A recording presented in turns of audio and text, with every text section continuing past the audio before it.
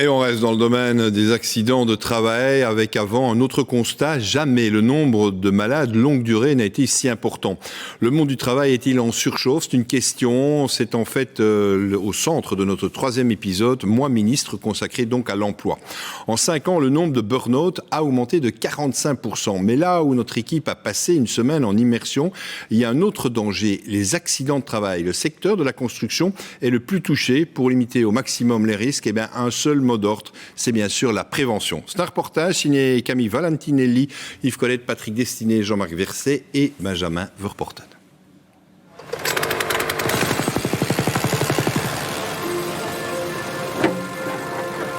On a des formations secourisme, on a des formations sur la posture. On est formé par rapport à tout en fait. Il y a toujours des accidents. C'est un métier, le risque zéro n'existe pas.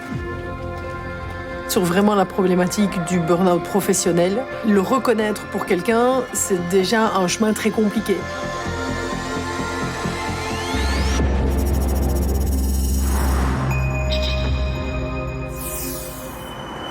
Prévention, accident sur les chantiers. Prévention, allez, on va recommencer. Petit bobo, accident sur vos chantiers. Tu peux les diminuer, les accidents. C'est la grand-messe de l'entreprise. 2 fois par an, les ouvriers et une partie du personnel se rassemblent pour un bilan. Et la sécurité y occupe une place importante. Cette année, qu'est-ce qu'il y a eu le plus? C'est au niveau des membres supérieurs. On se fait mal au niveau des mains parce qu'on veut aller trop vite. Et ça, c'est ici que ça arrive. Alors à chaque début de chantier, un dossier sécurité doit être complété. Lui, c'est Daniel Lachet, conseiller en prévention, 27 ans d'expérience. Ta part est là? Ouais. Ok. Alors, qu'est-ce que tu as comme risque les plus importants ici? Moi, j'en ai marqué quelques-uns, mais est-ce que ça... Travailler au bord de l'eau. Il y avait les égouts, mais à part ça... Donc, coordinateur, je vais le contacter. Ouais. En 2020, 2,4% des Belges actifs ont eu au moins un accident de travail.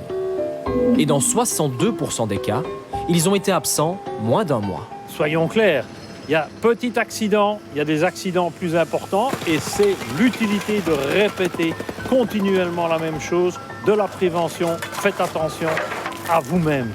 Car la construction est 2 fois plus touchée par ces accidents. Mais le secteur évolue. On se fait déjà moins mal au dos, c'est sûr. Avec le bac qu'on a, tu te fait retourner dans tous les sens. Nous, au final, on met vraiment le dernier coup de pelle. Mais le danger ne se situe pas que sur les chantiers. On s'est vu il n'y a pas tellement longtemps. On a parlé des difficultés que tu as à te fixer des limites. Depuis, tu te sens comment? Ça reste compliqué. Elle, c'est Isabelle Marnef, directrice des ressources humaines, 30 ans d'expérience. En 5 ans, les burn-out ont explosé, plus 45%. La construction est épargnée, l'entreprise n'a que quelques cas, mais en parler reste difficile.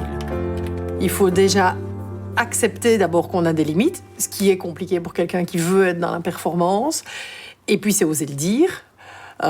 C'est de savoir à qui le dire. C'est pas toujours évident. On n'en parle pas aux collègues. On ne sait pas si on peut venir trouver les ressources humaines ou pas, ou son manager. Donc, oui, c'est quelque chose qui reste encore très tabou. Aujourd'hui, en Belgique, il y a 600 000 malades de longue durée. C'est plus que le nombre de chômeurs. Et dans 25% des cas, c'est pour dépression ou burn-out. Alors Isabelle, Daniel, que feriez-vous si vous preniez les rênes du pouvoir? Moi, ministre, je déploierai des centres de prise en charge avec une approche multidisciplinaire pour accompagner et les entreprises et les collaborateurs dans ces problématiques de burn-out. Moi, ministre, j'investirai dès le plus jeune âge dans la formation, la prévention, sécurité.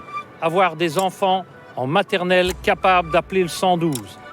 Moins d'accidents sur les chantiers, c'est également l'objectif pour faire des économies, soit de santé. Le milieu du travail peut être rude. Je commence à devenir un petit peu fatigué.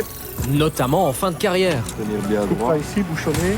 Mais vous le verrez demain, certaines entreprises s'adaptent et misent sur la transmission de l'expérience.